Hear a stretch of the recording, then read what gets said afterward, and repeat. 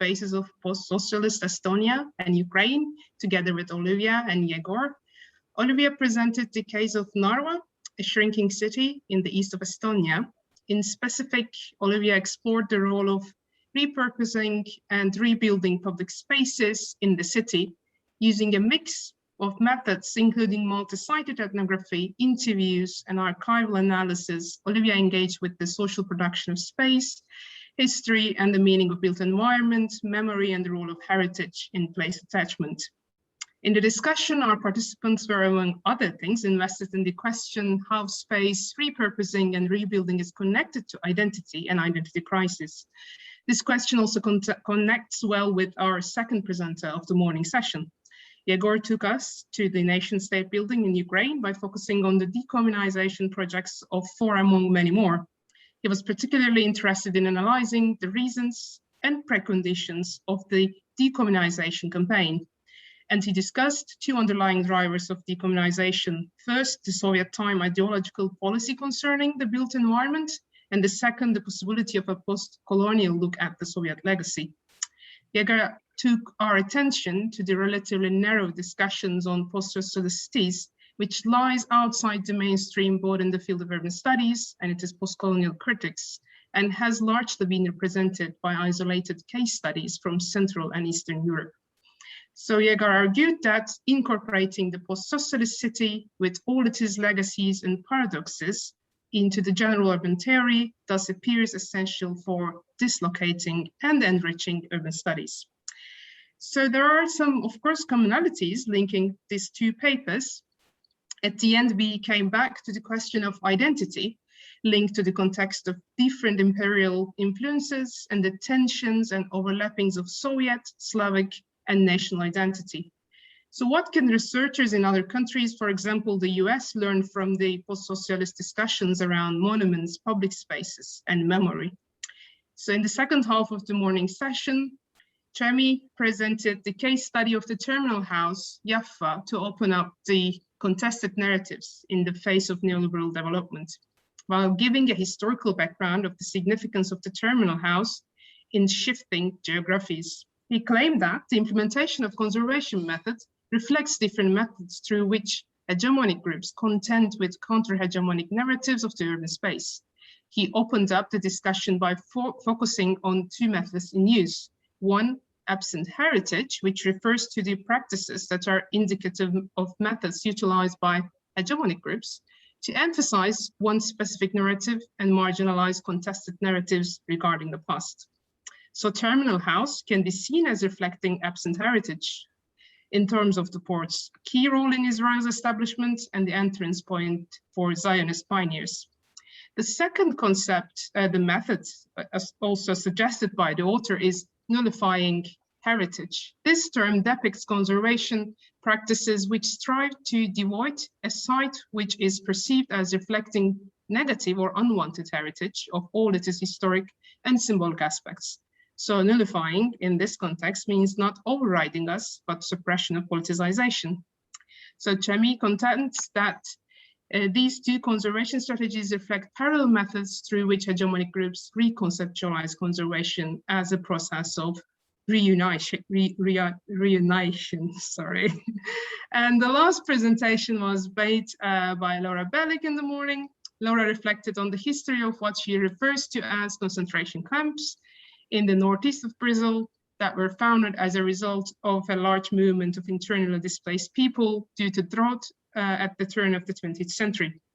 The camps were a response to the urban elite's wish to remove the newly arriving rural migrants from the city. Significantly, Laura showed us that even if these camps were sites of isolation and enforcement, they had multiple meanings that must be narrated with caution.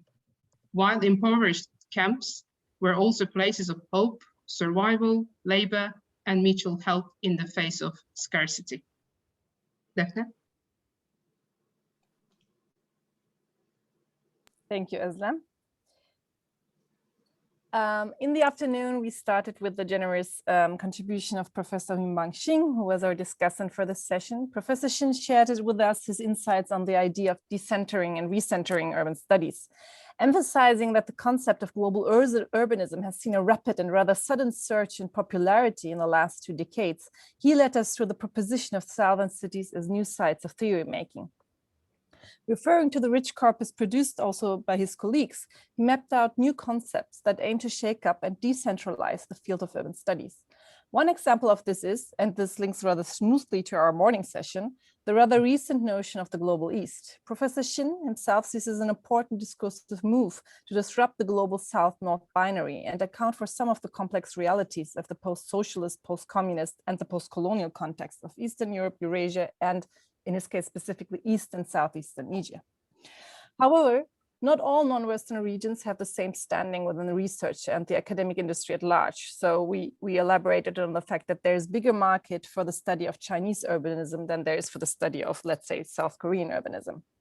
Moreover, even within the studies in countries that are relatively neglected, only certain cities make it on the map. In South Korea, we tend to read about Seoul, in Turkey about Istanbul, and so on. In that sense, Professor Shin argues that for a proper understanding of global, regional, or local urbanism, a balance of studies of cities of different sizes and different positionalities in the world economy are urgently needed. Lastly, Professor Shin addressed the question whether critical urban scholarship is a dominion of the global North. He argues for building more bridges between scholars in the global South and East and scholars positioned in the North, especially if they are also scholars who come from understudied geographies themselves. This critical engagement we crave for and also aim for in this workshop can be found by developing, nurturing, and excavating urban studies scholarship. We then proceeded with our first presentation of the afternoon, which was by Noël. Noël asked how we can build a history of informal urbanization across the European continent. Using the concept of illegalization, informalization, and invisibilization, he traces the development of European cities 100 years in the past. Interestingly, Noël finds that European informal urbanization can be looked at from the transnational scale. Throughout the 20th century, there were informal areas all over the continent, with the general decrease of these areas in the 1950s and 60s. However, finding transnational information is rather difficult. Accordingly, Noël draws together Madrid and Paris. He argues that the illegalization of poor housing constitutes a shared ground between the two cities in the early 20th century. These informal areas were then transformed to social housing areas between the 1950s and 80s. However, even after formalization, they remain stigmatized. Parallelly, informal housing production continued in both cities. Noël and Professor Shin both emphasize that urban informality today should be understood by looking at the past. More so, we need to reconsider informal urbanization history in the context of past and present pandemics. How can the informal urbanization history be linked to the very contemporary stigmatization, racialization, and neglect of social and public housing areas across Europe? Our second presenter, Asa, then in the afternoon, took us through the empty land of Kongli in China. This empty or wasteland, in light of delayed urban development project, has become the site of informal agricultural activity by displaced migrants. This perceived rurality in the midst of the city is, as Asa shows, causing discomfort among city dwellers, putting into question the very notion of the urban. Using Neil Brenner's concept of planetary urbanization while staying cognizant of the post and decolonial critique to Brenner's claim, Asa zooms in on the so-called largest city you never heard of, and I hope I pronounce this right, Chongqing in China. Asa argues that urban agriculture constitutes an outside to the urban and a practice that appears contra neoliberal urbanization. He leads us through his rich fieldwork, finding that migrant farmers use the urban waste and waters of apartment dwellers to fertilize the land for their urban agriculture activities. Asa ended his discussion by making the case for Kongli as a site for theorizing urban space, a space in which a new form of urban life emerges and migrants meet with commons in a way that seems counterintuitive in an urban context. In the discussion, Professor Shin complicated the notion of urban commons used in the presentation and also took a critical look at the agricultural activities conducted. We got inspired by the question whether certain spatial practices, such as farming on Kongli, are particular or rather comparable and even universal. Our third speaker, Patricia, brought us back into the discussion of urban history. She uses the term constellation to trace how objects and events assemble to come to narrate the history of the Brazilian city Belo Horizonte. In specific, Patricia focused on favela history, the erection and demolishment, and the informal settlement's historical relationship with slavery. Documenting the tension between planned and lived reality, she describes how the city is assembled through different layers of legal regulations, plans, markets, buildings, and people. In the discussion, Professor Shin pointed out the work of decentering in Patricia's work and applauded her for a focus on a less studied city of Latin America and the periphery rather than the center of the city. Our last presentation presents a bit of a departure. Together with Irene, we look at cities, more precisely coastal cities, through the eyes of children. We found this to be quite an inspiring form of decentering urban studies. Drawing together the geography of the ocean and children, she introduces us to the concept of blue urbanism. How do children fit in here? How are they a part of blue urbanism? Irene particularly focuses on children from marginalized backgrounds in coastal cities threatened by climate change. Zooming in on public space, risk, and resilience discourses, she argues that children are typically seen as troublesome interference in the economic development of coastal cities.